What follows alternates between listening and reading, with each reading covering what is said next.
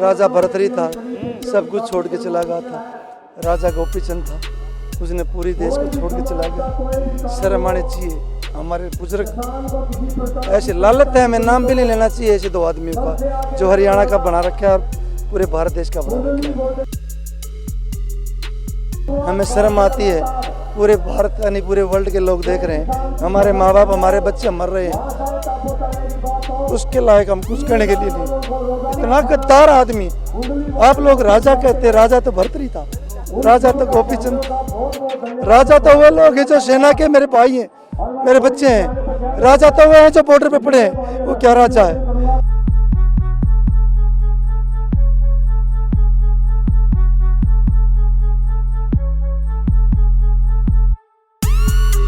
मैं कहना चाहता हूँ राजा ये मेरे भाई, राजा ये किसान है जो सबका पेट भर के सोते हैं, वो क्या जाने राज को।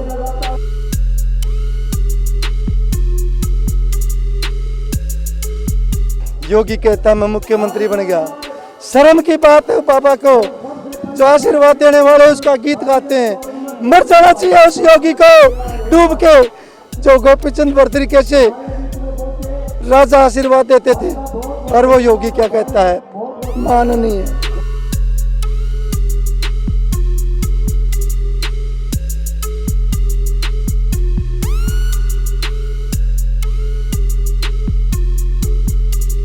क्या इतना वो बेशर्म है कि वो इतनी छोटी सी अनाउंसमेंट नहीं अपनी जुबान से कर सकता है, मेरी मुझ है। और बीजेपी वाले कहते हैं कि शोध की जा सकती है लेकिन वापस नहीं किए जा सकते। क्या कमी क्या है यार, उसका जमीर मर चुका है, वो अडानी अंबानी की गोदी में उसके सारे कानून कारनामे ले चुका है, उसकी बीवियों का हाथ पकड़ता है, वो इसीलिए शर्म आ रहा है साला। हमें शर्म आती है पूरे देश के लोगों को, जब वो किसी फंक्शन में जाता है अंबानी ऐसे देखता है उसी बीवी का हाथ पकड़ के, मुझे शर्म आती है। मैं कुछ नहीं कहना चाहता।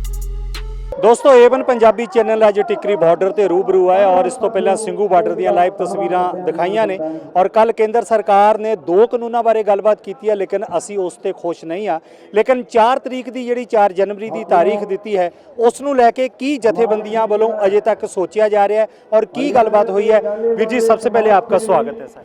मेरा नाम वेदपाल है, मैं रोहतक हरियाणा से हूँ और जो बात करते हैं आप अपने चैनल के माध्यम से मेरी छोटी छोटी बेटियों का आपने देखा होगा, मेरे बड़े बड़े बुजुर्गों का आपने सुना होगा, इसे पापी अन्यायी राजा को ये लोग राजा कहते हैं, मुझे शर्म आती है। राजा भरतरी था, सब कुछ छोड़ के चला गया था।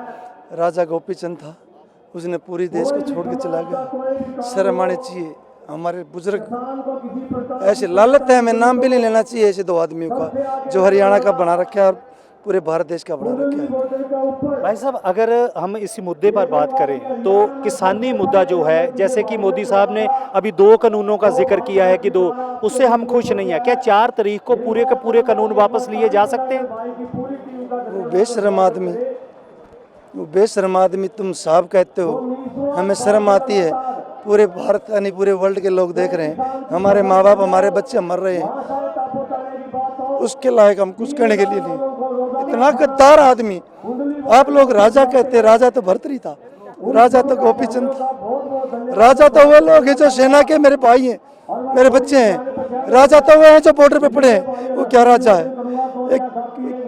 एक बात सुन, जिसका बच्चा पैदा होता है उसके हॉस्पिटल में चला जाता है, वो राजा होता है, उसका गुलाम हो जाता है। राजा तो होता है पब्लिक के बीच में, जिस पूरे भारत देश के लोग चुगरते पड़े हैं, वो राजा तो उनके बीच में आता है। राजा नहीं है वो, खत्म हो चुका है, खत्म हो चुका है, अंदर से वो खत्म है, अंदर से उनकी कोई छवि नहीं है, पब्लिक में जीरो है। क्या जीरो होने के बावजूद भी वो काले कानून वापस लेने की अनाउंसमेंट क्यों नहीं कर रहा? भाई साहब यही दुख है हमें। मैं कहना चाहता हूँ राजा ये मेरे भाई, राजा ये किसान है जो सबका पेट भर के सोते हैं, वो क्या जाने राज को। वो क्या जाने चलती गाड़ियों में ट्रेन में आग लगवा देता है, वो क्या जाने हरियाणा को फकवा देता है, भाईचारा बंटवा देता है, वो क्या जाने हमारी निंदा को, क्या जाने छोटे छोटे बच्चे आपको देखा स्टेज पे कैसे रो रहे हैं। पूरे देश को रुला के राजा बन सकता है कि वो भिखारी है, वो कपड़े बदलता है, वो सूट बदलता है, वो ड्रामे करता है। क्या स्मृति ईरानी 8वीं पास, वो हमारे को कानून सिखाएगी? क्या हमारे को कानून सिखाएगी? शर्म आनी चाहिए। मैं कहता हूँ हमारे देश का विनाश हो चुका है, इनसे जो लोग हम विनाश नहीं होने देंगे। हम सबका पेट भर के सोते हैं। योगी कहता मैं मुख्यमंत्री बन गया, शर्म की बात है बाबा को। जो आशीर्वाद देने वाले उसका गीत गाते हैं। मर जाना चाहिए उस योगी को डूब के, जो गोपीचंद तरीके से राजा आशीर्वाद देते थे। और वो योगी क्या कहता है, माननीय। अरे राष्ट्रपति झुकता है उसके ऊपर, उस दूने ऊपर, और वो उसका गुणगान करते हैं। हमारे देश का विनाश की ओर ले जा रहे हैं, लेकिन हम जाने नहीं देंगे। हम तपती धूप में, ठंडे पानी में किसानी करके लोगों का पेट भरते हैं। मुझे शर्म आती है ऐसे इंसान का नाम लेते हुए। आज पूरा संसार जो मोदी के खिलाफ है, मोदी का नाम सुनना पसंद नहीं करते, इवन कि उसकी आवाज से भी लोगों को नफरत हुई है। क्या इतना वो बेशर्म है कि वो इतनी छोटी सी अनाउंसमेंट नहीं अपनी जुबान से कर सकता है, मेरी मुझ है। और बीजेपी वाले कहते हैं कि शोध की जा सकती है लेकिन वापस नहीं किए जा सकते। क्या कमी क्या है यार? उसका जमीर मर चुका है। वो अडानी अंबानी की गोदी में उसके सारे कानून कारनामे ले चुका है। उसकी बीवियों का हाथ पकड़ता है वो, इसीलिए शर्म आ रहा है साला। हमें शर्म आती है पूरे देश के लोगों को जब वो किसी फंक्शन में जाता है, अंबानी ऐसे देखता है उसी बीवी का हाथ पकड़ के। मुझे शर्म आती है, मैं कुछ नहीं कहना चाहता। हमारी सभ्यता ऐसा नहीं है, ये सब कुछ हमारी सभ्यता नहीं सिखाती। नहीं सिखाती, हमारे बुजुर्ग खड़े हैं, इनसे पता करो। हम जब लेट हो जाते थे घर जाने के लिए, डर के जाते थे, बाबू मारेगा, ताऊ मारेगा, कोई गली मोहल्ले का हो देखता हूँ मारेगा।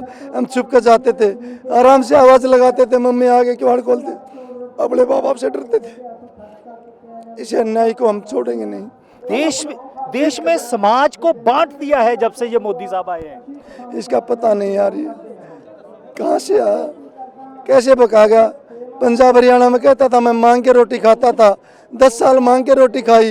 अरे पापी, ये लोग रोड पे बैठे हैं, इनका तो कर्ज उतार दे। थैंक यू भाई साहब, थैंक यू वेरी मच। मेरे भाई ने बहुत ही खूबसूरत तरीके से बताया कि मोदी जो सिर्फ कुछ लोगों का बनकर रह गया है, असल में वो भारत का नहीं है। वो भारत के लोगों के खिलाफ है और हर स्टेट के खिलाफ उसकी बात है। और कुछ लोग हैं मोदी के नज़दीक जो सिर्फ और सिर्फ मोदी की बात करते हैं, लेकिन हम अपना हक लेकर जाएंगे और मोदी को एक ना एक दिन ये काले कानून वापस लेने पड़ेंगे। और जब तक काले कानून वापस लेने की वो अनाउंसमेंट नहीं करता था, हम यहाँ पर डटे रहेंगे। Thank you very much sir, शुक्रिया सर।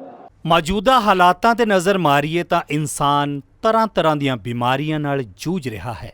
ਇਨਸਾਨ ਬਿਮਾਰੀਆਂ ਤੋਂ ਛੁਟਕਾਰਾ ਪਾਉਣ ਲਈ ਤਰ੍ਹਾਂ ਦੇ ਉਪਰਾਲੇ ਵੀ ਕਰਦਾ ਹੈ। ਔਰ ਜਿਵੇਂ ਤੁਹਾਡੇ ਦੁੱਖਾਂ ਨੂੰ ਮੱਦੇਨਜ਼ਰ ਰੱਖਦੇ ਹੋਏ ਇਸ ਤੋਂ ਪਹਿਲਾਂ ਫੀਰ ਲੀਫ ਆਇਲ ਤਿਆਰ ਕੀਤਾ ਗਿਆ, ਜਿਸ ਦੁਆਰਾ 125 ਬਿਮਾਰੀਆਂ ਦਾ ਇਲਾਜ ਕੀਤਾ ਗਿਆ। ਤੇ ਹੁਣ ਇੱਕ ਹੋਰ ਪ੍ਰੋਡਕਟ ਤੁਹਾਨੂੰ ਦੁੱਖਾਂ ਤੋਂ ਨਿਜਾਤ ਦਿਵਾਉਣ ਲਈ ਹਾਜ਼ਰ ਹੈ।